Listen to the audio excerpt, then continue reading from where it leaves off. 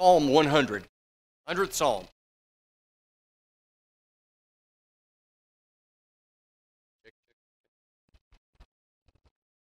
Am I on? There we go. I think the battery's okay. We'll see.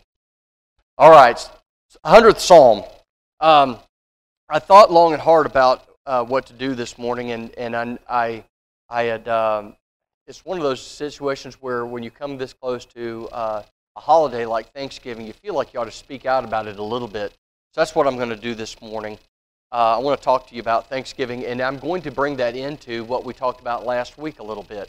The idea of being thankful. We are so thankful. We are a blessed people, so blessed. And I'm speaking here of the church. The church is all we have to do is look at, really daily examine our lives, and we realize how blessed we truly are. How blessed we really are. So I want to read Psalm 100, and then we're going to talk about it for just a few moments. But I'm going to posit this to you. I'm going to tell you this. I'm going to give you three things this morning, and hopefully you could take something away from these. We enter God's gates with thanksgiving, and that'll make more sense in light of the Scripture. But we enter God's gates with thanksgiving because, number one, thanksgiving is the only appropriate response for what God has done for us. It's the only appropriate response for what the Lord has done for us. On a daily basis and throughout our lives, it's the only appropriate response. Number two, thanksgiving, the true giving of thanks, brings about a change of attitude in our lives when a change of attitude is needed. I'll say that again. Thanksgiving, or the giving of thanks, brings about a change in attitude in our lives when a change of attitude is necessary. And number three, thanksgiving spurs us into action for the welfare and benefit of others. So those are the three things we're going to talk about this morning. So let's go ahead and read Psalm 100. And I'm going to give you a little bit about the text. Psalm 100 is a psalm of praise. You know, there are many different psalms that work their way throughout the book. The idea of the book of Psalms, there are many different psalms. There are psalms of sorrow. There are psalms of fear and a petition to God. Psalm 100 is a psalm of thanksgiving to the Lord. It's what we would consider an opening song. You know, when we sing an opening song before we come into worship, we sing an opening song, and it's one to just kind of get our minds right. And this is that kind of thing. The idea of we need to look at the personage of God as one to whom we give thanks on a daily basis. And psalmist speaks of the relationship that God's people have to Him, and that is of sheep to a shepherd. You know, many times we think that that's somehow a denigration of us. You know, well, we're not sheep. Yes, we are. We are sheep, and we need a shepherd, and God is that shepherd for us. It speaks of the goodness, and it speaks of the mercy of the Lord. Verse 4, and we'll see that in just a second, it says, "Enter His gates with thanksgiving and into His courts with praise. Be thankful to Him." Be thankful unto Him and bless His name. And when we come to worship the Lord as we've done this morning, we should come with thanksgiving in our hearts. Thanksgiving for so many different reasons. The fact that we were able to get up this morning. We were able to rise from our beds. We were to prepare ourselves, to make our minds, to get our minds in the right shape so that we could come. We have a means of transportation. I dare say that everybody here came in a motorized conveyance of some sort, heated or air conditioning, depending on the weather. It got us here way quicker than we would ever have been able to get here even 100 years ago. We're blessed. We're entering into a building that's heated and cool, that has lighting, that we can see everything. It has padded pews that we can fall asleep in if the preacher goes too long. All of these things we've been blessed with. Isn't it great? It's Thanksgiving. We're bound up with Thanksgiving. We're so thankful. Now, Thursday is a national holiday, and it's known as Thanksgiving Day. Now, for many of us, it's just an opportunity to eat a lot, fall asleep watching football in front of the television. But you know, it wasn't always that way. For many, many, many, many, many years, churches would have special worship service and meet, and they would spend the day in thanksgiving, in psalms of thanksgiving, and songs of thanksgiving, and prayers of thanksgiving. It was much more of a holiday of thanksgiving than it really is even today. But we're about to celebrate this upcoming Thursday, that day. And I want us to make sure that we understand that Thanksgiving, that day of Thanksgiving wasn't given to us by the government so that we could have a day off, and that we could, for a Christian, for a child of God, Every day is a day of thanksgiving unto the Lord that knit us together in our parents, our mother's womb, and brought us out and has given us the blessings of this life. And not only that, when we are a child of His, He has given us a blessing that's far greater than anything that we have on this earth. It is from Him all blessings flow. So let's read it real quick. Psalm 100. It's a very short psalm and a very simple psalm, but it just has so much meaning. It's so much depth of meaning. I want us to look at that this morning. Make a joyful shout to the Lord, all you lands. You know, we don't do that much in the church. We don't really make joyful shouts. But of course, He's not speaking to the church here. He's speaking to His people, the nation of Israel. He says, make a joyful shout to the Lord, all you lands. Serve the Lord with gladness. Come before His presence with singing. Know. And that idea of know is not just be aware of. It is to know, to intimately know that He is God. God here translated Yahweh, Jehovah. He is the maker of all. He is the sustainer of all. He is the fount from whom all blessings flow. Know that the Lord, your Lord, is God. Singular. There are no other gods. It is only the one. It is from Him that everything that we have comes. It is He who has made us and not we ourselves. Take that as a double meaning. Not only did God make us, knit us together to cause us to form and make us a unique, distinct human being inside of our mother's womb, He made us what we find ourselves, the greatest things that we have accomplished as a people. It is Him that is behind all of that, not we ourselves. Self-made man is about as probable as a self-laid egg. It just doesn't happen. God is behind it. God caused it to come into being. But He is God. We are His people and the sheep of His pasture. Who do the sheep belong to? We belong to Him. Our loyalties are not divided. We don't belong to anyone else.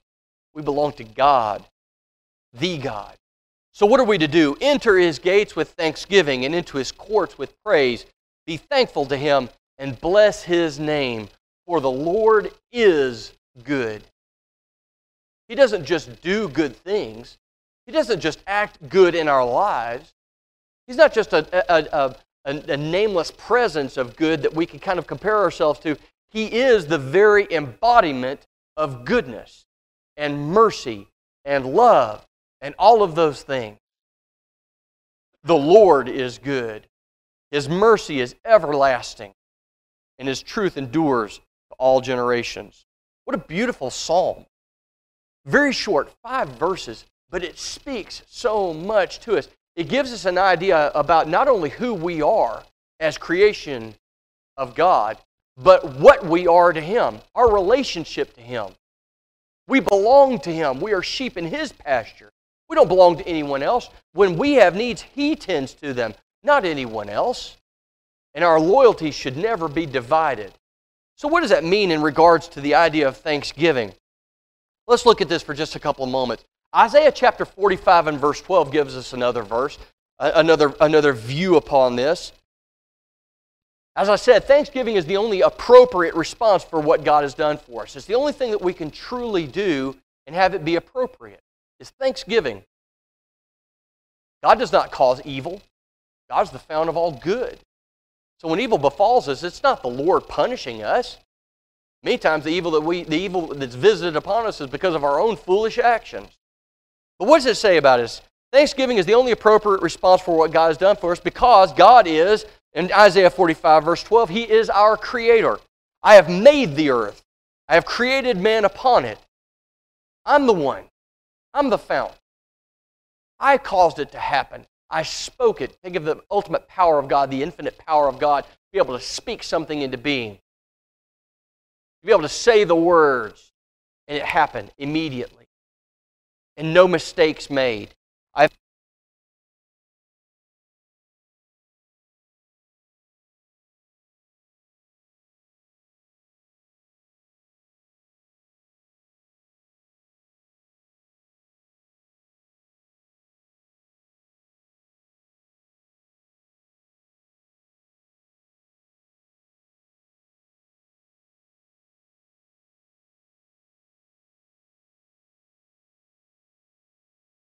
will keep him in perfect peace, whose mind is stayed on thee, because why?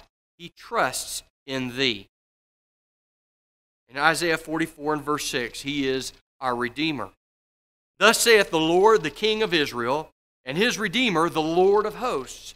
I am the first, and I am the last, and besides me there is no God. There is no God. No matter what the world has chosen to lean upon, no matter what the world has chosen to put upon that pedestal that God should rightly occupy, and believe me, the world puts many things upon there. You look at what people lust after in this world, it's ridiculous. I want fame. They recently did a survey of high school students, and they asked them what they wanted to be when they grew up. And 35 or 40%, I can't remember, it was a ridiculous portion of them said, I want to be famous. Well, what do you want to be famous for? I don't care. I just want to be famous. You think how foolish that is, but then you think about how chilling that is. I don't care what it's about. I just want to be famous. I'll be famous for doing something. For doing what? Doesn't matter. Think about what that could encompass. Think about what that could play in, what could play into that. I want to be famous.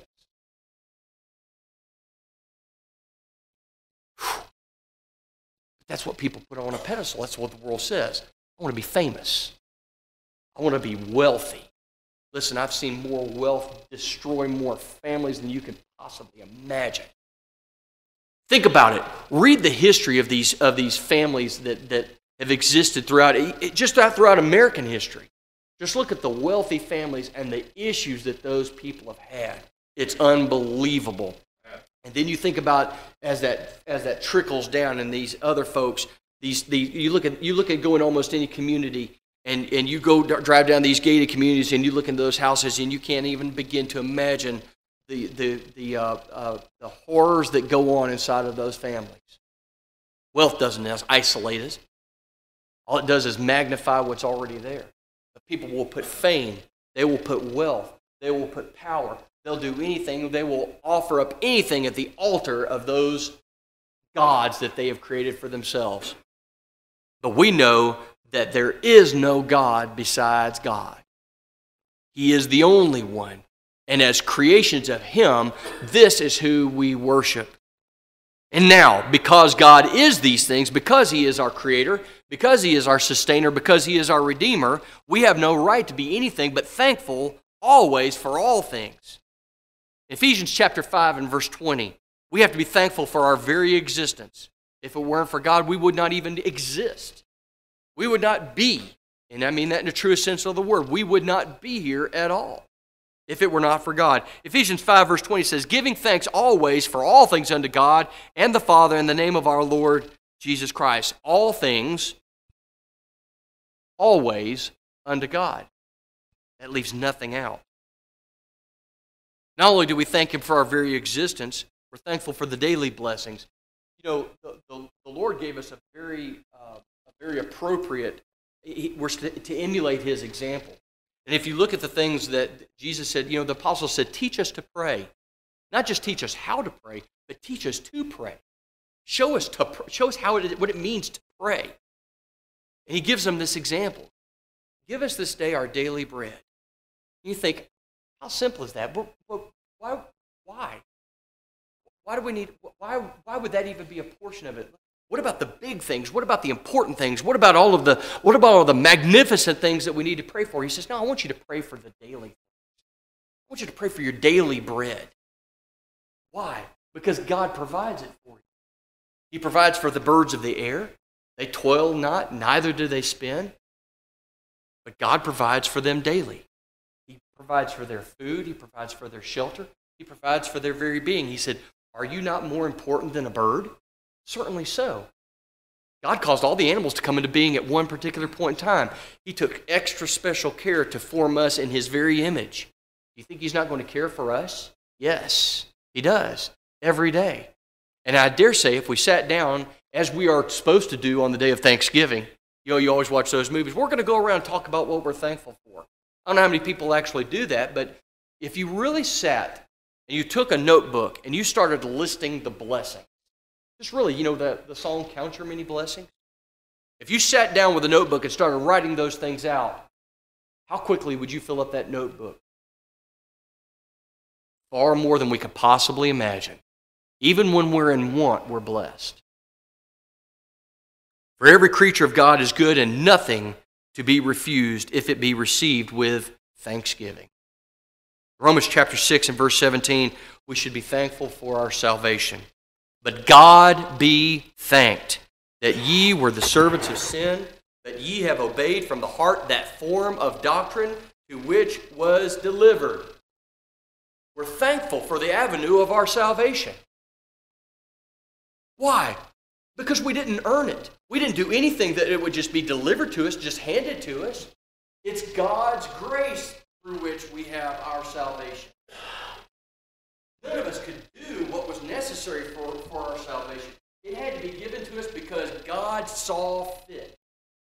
For that, we should be truly thankful. And if we're not, we're the ones falling short. God is always faithful to deliver all things to us that we need. Next, Thanksgiving brings about a change of attitude for us when we need a change of attitude. And believe me, on a daily basis, I dare say almost all of us need a change of attitude. Because sometimes we leave the house thinking a particular way and acting a particular way. And by the time we get to our destination, our attitude may have changed dramatically. But you know, when we sit there and we look at our things, that we're thankful for the things that we should be thankful for, our attitude changes because we realize how much we have been blessed with. Proverbs 29, verse 23. Let's real quick though. What attitudes does Thanksgiving affect? What kind of attitude does Thanksgiving affect? Well, it affects really just about all of them, to be truthful. It affects just about all of our attitudes, if we're going to be honest with ourselves. Well, let's look at three key attitudes that Thanksgiving affects directly. First one, Thanksgiving leads us to humility. One of the hardest things for us, especially in this country, for us to develop an attitude of humility. Why? Because we do have a great sense of self-worth. No one has ever accused Americans of being humble. Okay? You know, we think that we live in the greatest place on earth. And hey, for many of us, yeah, that's probably accurate. But we've never suffered from humility in this country. But you know what? Thanksgiving leads us to a sense of humility and a humble attitude. Proverbs 29:23, real quickly. It states, "A man's pride shall bring him low, but honor shall uphold the humble in spirit." Now, say thank you to someone, it means acknowledging someone else's contribution to your success. No coincidence that when you go into a place, go into a business and you shop at that business or you do business with that particular place, at the end of the transaction, what do they typically say? Thank you for coming in. Why? They're acknowledging that you contributed to their success that day. They're thankful for it. If you hadn't come in, who knows? You may be the only customer they have all day. They're thankful for the one. But to say thank you means acknowledging someone else's contribution to your success. And that is an attitude of humility when you recognize that you haven't gotten to where you are alone, by yourself. We're, like I said before about the idea of the self-made man, we're very proud of pull ourselves up by the bootstraps attitude and put our shoulder to the wheel and our nose to, and we push forward and we're doing this ourselves and we're going to accomplish this ourselves. And at the end of the day, we may not have had the assistance of any particular person, but we have had the assistance of one to whom we owe thanksgiving. And that is to the Lord God. He is as responsible for our success as we are responsible for our failure. We need to remember that. We need to give thanks where thanks is due. Thankful people are humble people. And when we are thankful, we will be much likely to be lifted up by pride rather than humility. Next, thanksgiving leads to a dependence on God in prayer. Prayer, one of the greatest gifts that God has given to us. The ability to speak to Him through His Son and to make our petitions and our thanksgiving known. What a beautiful gift. We're able to speak directly with the Lord of the universe, the one God that caused all of this to come into being. He not only wants to hear from us, He expects to hear from us. He wants us to pray to Him, not just to ask for things. He's not some sort of a cosmic vending machine where we put in a prayer and out comes a little prize. That's not what He is. He's the fount from whom all blessings flow. So what do? We make sure that we give him adequate thanks for the things that have been delivered to us by his bounty. Philippians chapter 4 and verse 6 gives us a proper mindset. Paul, writing to the church at Philippi, writes, Be careful for nothing, but in everything be careful for nothing, but in everything by what? Prayer and supplication. The idea of supplication here, supplication really means prone. Means prone.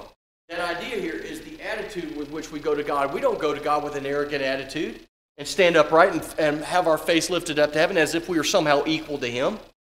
And that, well, I'm talking to you now you're going to listen to me. No, we go with the attitude of we are prone on the floor. We couldn't do that in here. It'd be very difficult to do. But whether we're physically able to do it or whether we're spiritually doing it in our minds, we prostrate ourselves before the Lord of the universe when we go to him in prayer. But in prayer and supplication with what? Here's the key word, thanksgiving. Let your request be made known unto God. Prayer and thanksgiving go hand in hand. They cannot be separated. And a thankful person is a praying person, and a praying person is a thankful person. We recognize our reliance on the Lord. And when we recognize our dependence on God, it keeps out an attitude of selfishness. So what are we trying to avoid? An air of arrogance and an air of selfishness when we talk about a change of attitude in our lives. And lastly, thanksgiving leads to joy. In Psalm 97 in verse 12, it tells us, Rejoice in the Lord, ye righteous, and give thanks at the remembrance of his holiness. We're thankful for the very knowledge that not only that the Lord blesses us, but that he is where he is and that he watches out over us. I'm thankful that he is where he is. I'm thankful that that is the God that I serve. Not some hateful, arrogant, ugly God that the pagans worship that would just as soon destroy them as give them anything. I'm thankful for the God that I serve because he is a God that loves me. He is a God that is good and wants only the best for his people. This is where we are. People who are thankful are people who are content. People who are content are people who rejoice.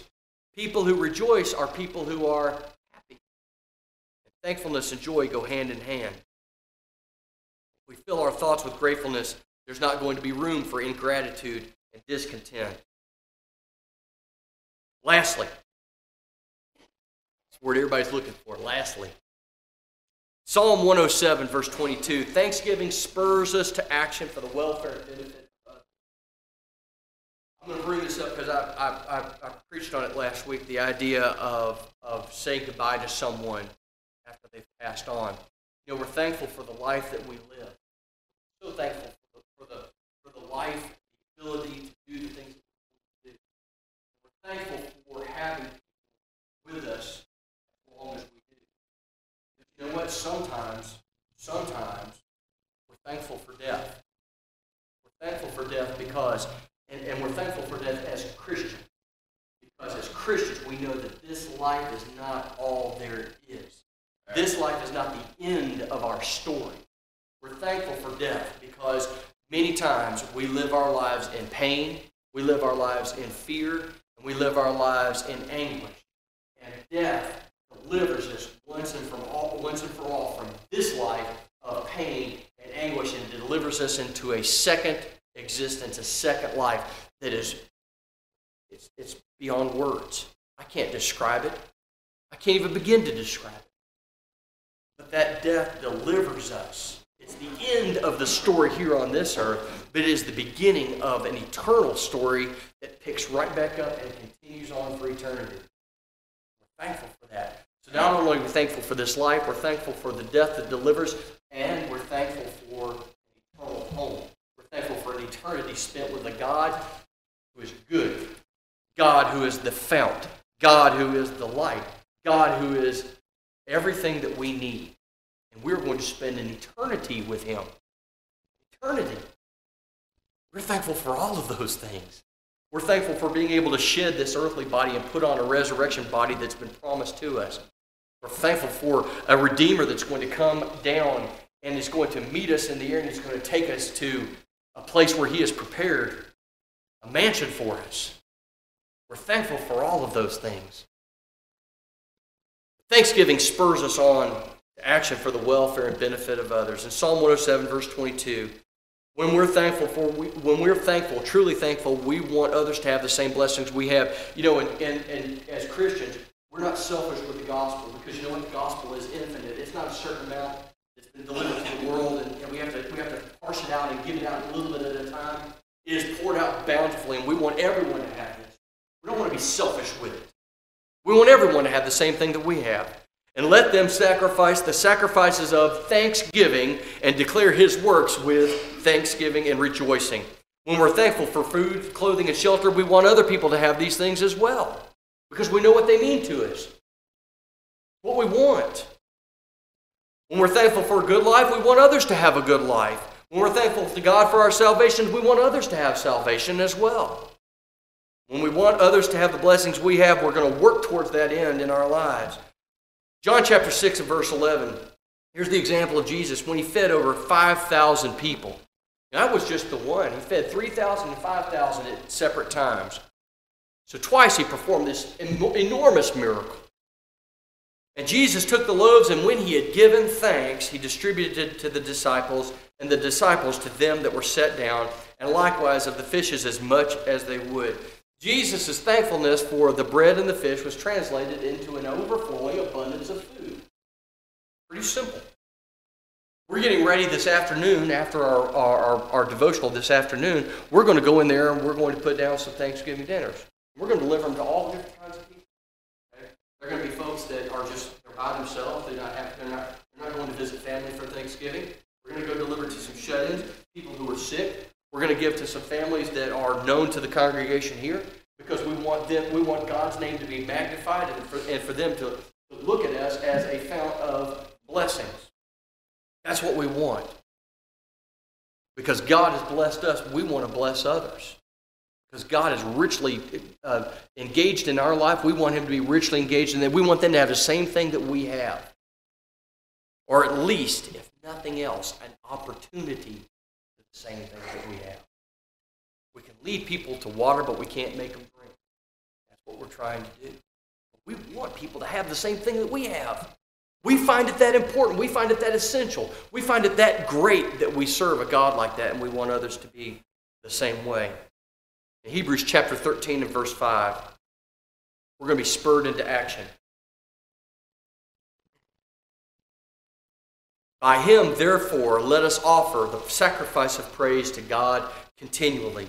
That is, the fruit of our lips, giving thanks to His name. What do? Offer the sacrifice of praise to God continually. That is, the fruit of our lips, giving thanks to His name. You know, the reason that we're here this morning, one of the benefits of being here this morning, and one of the benefits of you being here this morning, is blessed by the company of your fellow Christians.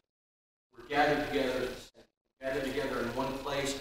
We offer up a sacrifice, and that sacrifice is our worship to the Lord. But we offer it up, not as a sense of a duty of some sort. That's not what we're doing. It is because we are truly thankful for the ability and the desire and the opportunity to render unto God the things, the very least of the things that are due God. And that is the worship of our praise, the fruit of our lips. We're here this morning to do that very thing. So think about that this morning. Think about just briefly the idea of what Thanksgiving truly does for us. The attitude behind Thanksgiving. Why we do what we do. And the ability that we have to do it because God has richly blessed us. Are we thankful? I hope you go away from this place being thankful for having been here. I hope you go away from this place being thankful to the Lord for the blessings. If you're not thankful, if you don't have a thankful heart, you need to develop one. You need to remember and recognize and acknowledge Him from whom all blessings flow. One of the things that we're most thankful for, let me promise you this, one of the things that we're most thankful for is the ability to be forgiven of sin. God is a forgiving God. He is quick to forgive. slow to take offense. And right now, He wants to forgive those who need forgiveness. He wants to bless them with that. You may need the forgiveness of the Lord at this time. You may have sinned. You may be in error. You need to come out. We want to help you. We want to just confess our sins one to another. Confess your sins and be forgiven of God. Another thing is we're thankful for the avenue of salvation. There may be one here who has not put on Christ in baptism and needs to do that. You need to do that. Don't go away from this place not being sure of your salvation. Another is sometimes we're just thankful. So many have come up and they're thankful simply that the church has prayed for them and the Lord has acted in their behalf, and they've been blessed with good health, they've been blessed with a job, they've been blessed with all of the things that are necessary for this life. That opportunity presents itself as well. Whatever needs you might have, if you need the prayers of this congregation in any way, whatever your need might be, come while we stand and while we sing.